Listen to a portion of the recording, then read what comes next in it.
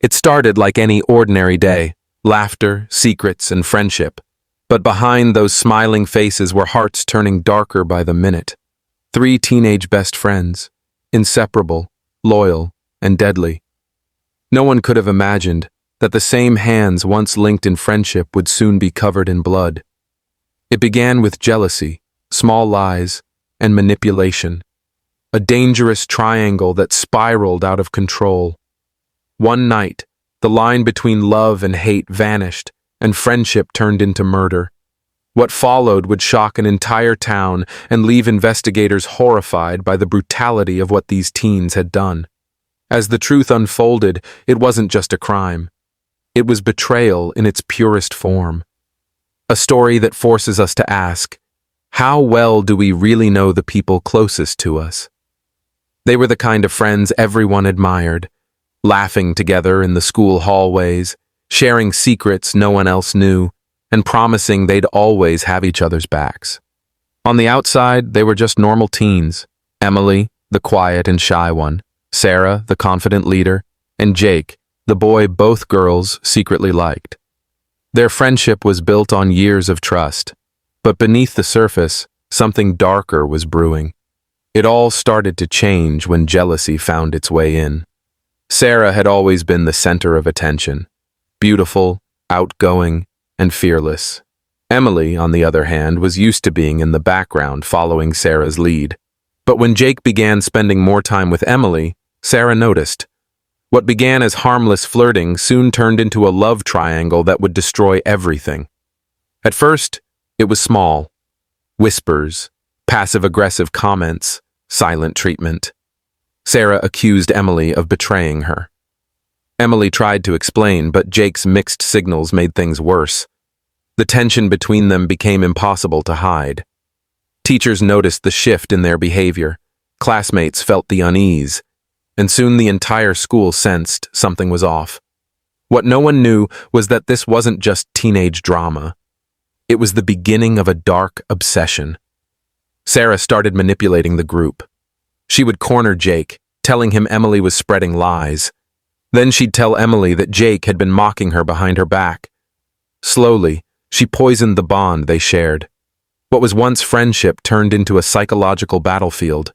Every glance, every word became suspicious. Trust evaporated, replaced by paranoia and anger.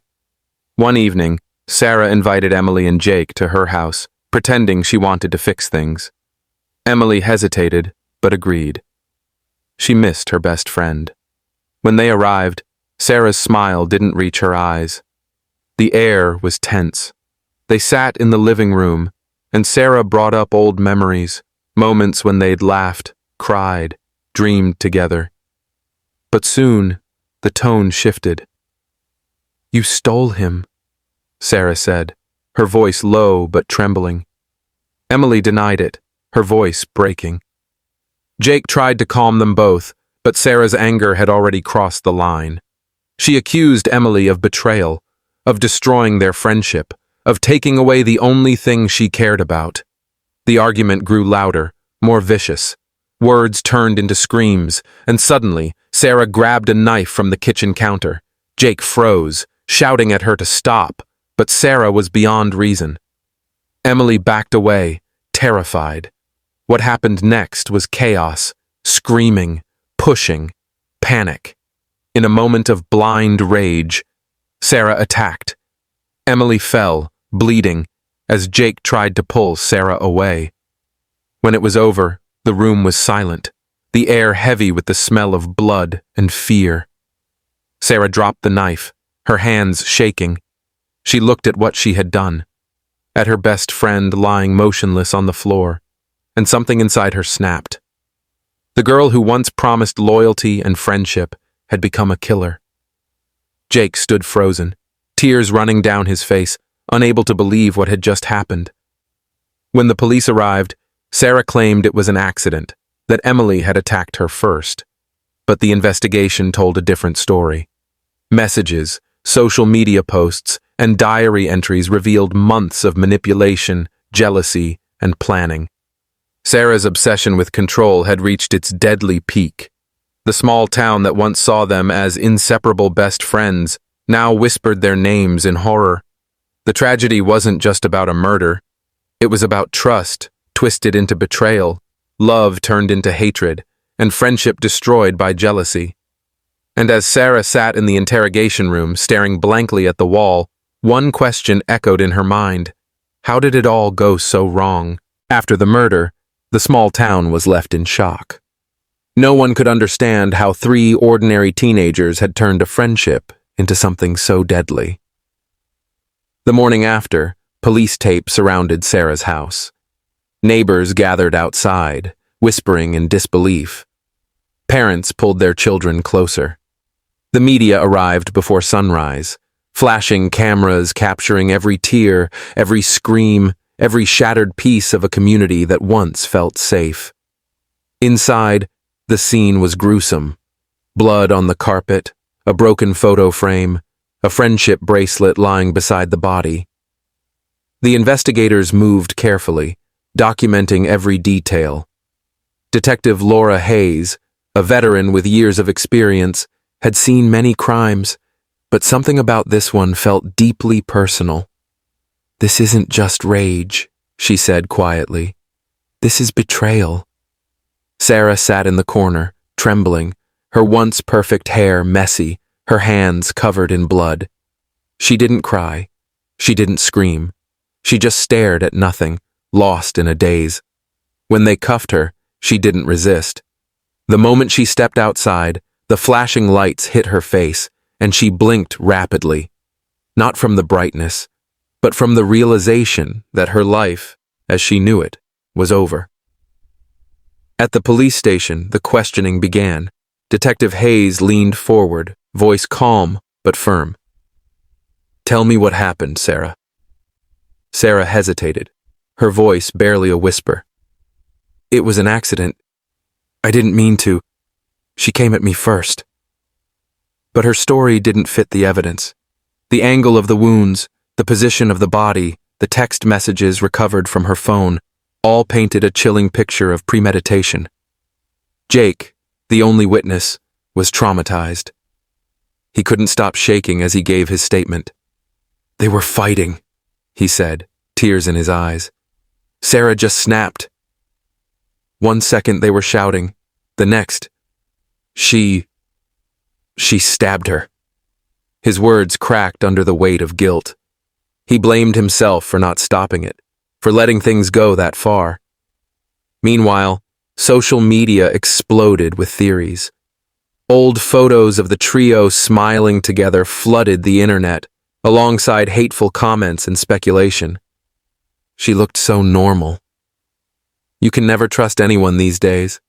It's always the ones who seem perfect. The story went viral. 3 best friends, 1 dead, 1 arrested, 1 broken. At Emily's funeral, the town mourned not just her death, but the loss of innocence. Her parents sat in silence, holding each other, their faces pale with disbelief. Sarah's name wasn't spoken, but everyone felt it hanging in the air. Jake stood in the back, unable to meet anyone's eyes. Every memory he had, school trips, inside jokes, late-night messages, now felt tainted, poisoned by blood. As days passed, more details emerged. Sarah's diary revealed her growing jealousy. "She took everything from me," one entry read. "If I can't have peace, neither can she." The words chilled everyone who read them. It was no longer a tragic accident. It was a calculated act driven by obsession. Detective Hayes pieced the puzzle together. Sarah had planned the meeting, chosen the knife, rehearsed her story. It wasn't spontaneous. It was revenge disguised as reconciliation. And yet, beneath the cruelty, there was something deeply broken about her, a desperate need to control the people she loved, even if it meant destroying them. When the police released the full report, the town went quiet. The horror of what happened was undeniable, but so was the sadness behind it. These were children, after all, lost, confused, consumed by emotions they couldn't handle. As Sarah sat in her cell that night, The weight of her actions finally hit her. She whispered Emily's name, her voice cracking through the silence. But no apology could bring her back. No tears could wash away what she'd done. And in that lonely cell, surrounded by the cold walls of her guilt, Sarah realized that the friendship she had destroyed would haunt her forever. The trial began 6 months later. The courtroom packed, cameras flashing, reporters typing every word as the tragedy that had once shaken a small town turned into a national spectacle. Everyone wanted answers. Why did a teenage girl kill her best friend? Was it really jealousy, or was there something deeper, darker, hidden beneath the surface? Sarah walked into the courtroom in handcuffs, her face pale and expressionless. The confident, popular girl everyone once knew was gone. In her place stood someone hollow, broken by guilt, fear, and the crushing weight of her choices. Her parents sat in the back, avoiding the glares from the crowd. They were grieving too, grieving the daughter they thought they knew. The prosecution painted a chilling picture. They described Sarah as manipulative, controlling, and dangerously obsessed with keeping power over her friends. They presented the diary entries, the text messages, and the voice notes she had sent days before the murder. One of them made the courtroom gasp, Sarah's own voice whispering, "She thinks she can take him from me, but I'll make sure she never does." Emily's parents wept silently as the recording played. Even the judge's expression hardened. Jake, sitting just a few feet away, couldn't look up. He was haunted by that night. The screams, the blood, the sound of a life ending right in front of him. His testimony was emotional but crucial. "I thought she'd calm down," he said through tears. "I thought she'd never actually do it." The defense, on the other hand, argued that Sarah was mentally unstable, a victim of her own emotional breakdown. They called psychologists to testify about her fragile state of mind, about how teenage emotions can spiral out of control when combined with jealousy and rejection.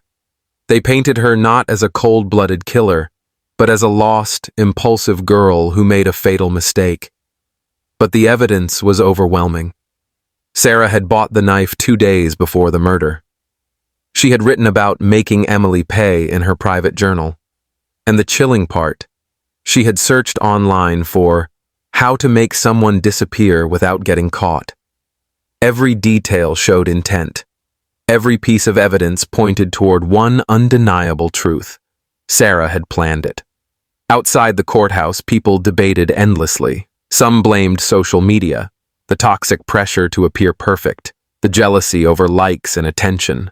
Others blamed parenting, saying teenagers were growing up without guidance or empathy. But for Detective Hayes, who attended every hearing, the explanation was simple and tragic. "Sometimes evil doesn't wear a mask," she said. "Sometimes it wears a smile." When it was time for the verdict, the courtroom fell silent. Sarah stood up, her hands trembling. The judge's voice echoed through the room. "We find the defendant, Sarah Mitchell, guilty of second-degree murder." Gasps and cries filled the air. Sarah closed her eyes as tears streamed down her face. The sound of the gavel felt final, a sentence not just of years behind bars, but of a lifetime burdened by regret. Emily's parents hugged each other tightly. Justice had been served, but it didn't bring peace. Nothing could. Their daughter was gone forever. Jake walked out quietly, haunted by what he had witnessed. The world moved on, but he never would. As Sarah was led away, she turned her head slightly toward Emily's parents. For a moment, it looked like she wanted to speak, maybe to apologize, maybe to explain. But no words came, only silence. That night, as she sat in her prison cell, she thought about the laughter they once shared, the sleepovers, the promises of forever friendship. The same memories that once brought her joy now tortured her. In the dim light, she whispered, "I didn't mean for it to end like this." But deep down, she knew. It was too late. What she had done couldn't be undone. And in that silence, she faced the one truth she could never escape. She hadn't just killed her best friend. She had killed herself too, in every way that mattered. Months turned into years, but the echoes of that tragic night never faded. Sarah Mitchell was sentenced to 25 years in a state correctional facility. For the outside world, justice was served. The killer was behind bars. But inside those cold prison walls, the real punishment was only beginning. Every morning, Sarah woke to the sound of metal doors slamming and guards shouting. The life she once had, friends, laughter, freedom, felt like a dream slipping further away each day. Other inmates whispered about her, calling her the girl who killed her best friend. Some pitied her, others despised her. But no one truly knew the torment that lived inside her mind. Her days were repetitive, cleaning floors, attending counseling sessions, and staring at the same gray walls that reminded her of her crime. At night, she would lie awake, replaying the moment over and over. Emily's screams, Jake's horror, the blood on her hands. No matter how hard she tried, she couldn't escape it. The guilt became her shadow. Detective Hayes visited her once, years later. She sat across from Sarah in the visitation room, studying the girl who once seemed unstoppable. "Why did you do it?" Hayes asked softly. Sarah hesitated, her voice barely audible. "I thought if I couldn't have control, I'd lose everything." I didn't realize I already had. Hayes looked at her for a long moment, then simply nodded. "You can't undo what's done," she said. "But maybe you can make peace with it." Meanwhile, outside the prison, the world had moved on. At least, that's how it seemed. But for Jake, time stood still. He carried the trauma of that night, like a scar that never healed. He dropped out of college, isolated himself, and spent years in therapy trying to silence the nightmares. "I should have stopped her," he told his therapist one day. "I should have seen it coming." But how could he? No one saw it coming. Not until it was too late. Emily's parents started a foundation in her memory, the Emily Grace Foundation, to raise awareness about teen violence, jealousy, and mental health. They visited schools, sharing their story, trying to prevent others from making the same mistakes. Every time they spoke, they felt both pain and purpose. Their daughter's life was gone, but her story could still save others. One day they received a letter from Sarah. It was handwritten, shaky, and filled with emotion. "There's no forgiveness big enough for what I've done," she wrote. "But I need you to know, I think about her every day. I think about how she laughed, how she trusted me, and how I destroyed it. I am sorry. Not because I was caught, but because I took away someone good, someone who didn't deserve it." Emily's mother cried when she read it. Her father stayed silent for a long time before whispering, "Maybe that's her punishment, to remember."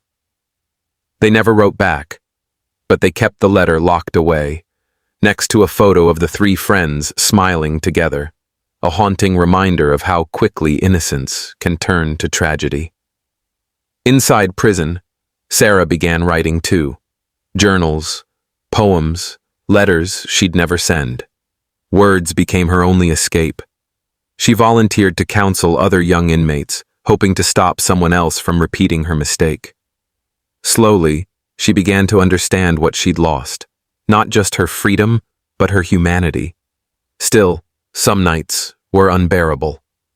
She'd wake up sweating, calling out Emily's name. The walls didn't answer. The silence was her only companion. And though she tried to atone, she knew redemption would never truly come. Because no matter how many years passed, one truth remained unshakable. Forgiveness could never erase the fact that she had destroyed the very friendship she once swore to protect. Years after the tragedy, the town that once whispered about Sarah, Emily, and Jake had changed, but the story lingered like a shadow over every street corner and school hallway. For many, it was a cautionary tale, a grim reminder of how fragile trust can be, how quickly jealousy can turn lethal. Parents told their children about it in hushed tones, teachers brought it up in discussions about peer pressure and toxic relationships, and therapists used it to illustrate the dangers of untreated emotional turmoil. Jake, now in his mid-20s, had finally begun to rebuild a life fractured by trauma. He moved to another city, away from the memories that haunted him, and started working at a youth outreach program. He dedicated his time to helping troubled teens, hoping that by intervening early, he could prevent another tragedy like Emily's. Still, some nights, the nightmares returned. Flashes of that living room, the knife, and the sound of Emily's voice, haunting him like a shadow that would never fully fade. Sarah remained in prison, her sentence long but her reflection constant. Over the years, she had changed, not in innocence, but in awareness. She volunteered for educational programs, helped younger inmates navigate conflict without resorting to violence, and wrote pages and pages of remorseful journals. Yet the weight of what she had done never lifted. Every achievement behind bars felt hollow, because it could never undo the blood-stained moment that defined her life. The media occasionally revisited the story, especially on anniversaries of the murder. True crime documentaries dissected every detail, the arguments, the text messages, the warning signs. Interviews with psychologists emphasized the psychological elements of teenage jealousy and manipulation. Each retelling renewed public fascination, but also reminded everyone that some tragedies, once set in motion, are impossible to reverse. Emily's parents continued their advocacy work, channeling grief into action. The foundation they had established provided counseling, mentorship, and financial support to families affected by youth violence. They held workshops in schools, teaching kids about communication, emotional regulation, and the dangers of toxic peer influence. Though they could never bring back their daughter, they could ensure her story lived on as a lesson, a warning, and a beacon. In prison, Sarah had grown more introspective. She often thought about the fragility of human relationships and how obsession can consume even the most seemingly normal individuals. She realized that the tragedy wasn't only about jealousy or anger. It was about a failure to communicate, a lack of empathy, and a momentary lapse where emotions overpowered reason. These reflections became the core of her journal entries, which she meticulously organized with the hope that someday they might help others understand the deadly consequences of unchecked emotions. Occasionally, Sarah heard of Jake's work from mutual acquaintances. She knew he had survived, though she doubted he would ever forgive her. The thought of his pain stayed with her, reminding her that her actions had rippled far beyond the moment of murder. Every life touched, every person affected, became part of the legacy she could never escape. And yet, even amid this ongoing shadow, life continued. Teens grew up, towns evolved, and new stories emerged to capture public attention. But the tale of the three best friends who had once been inseparable remained etched into the collective memory of the community. It served as a warning of how innocence, when corrupted by jealousy and obsession, could turn deadly. Ultimately, the story of Sarah, Emily, and Jake is not just one of murder, guilt, and punishment. It is a story of human vulnerability, the fragility of trust, and the consequences of allowing emotion to override reason. It reminds us that the bonds we hold closest are also the most delicate, and that the line between love and hate can be thinner than we ever imagine. In the end, the tragedy left no winners, only lessons, scars, and the haunting truth that some friendships, once broken, can never be repaired.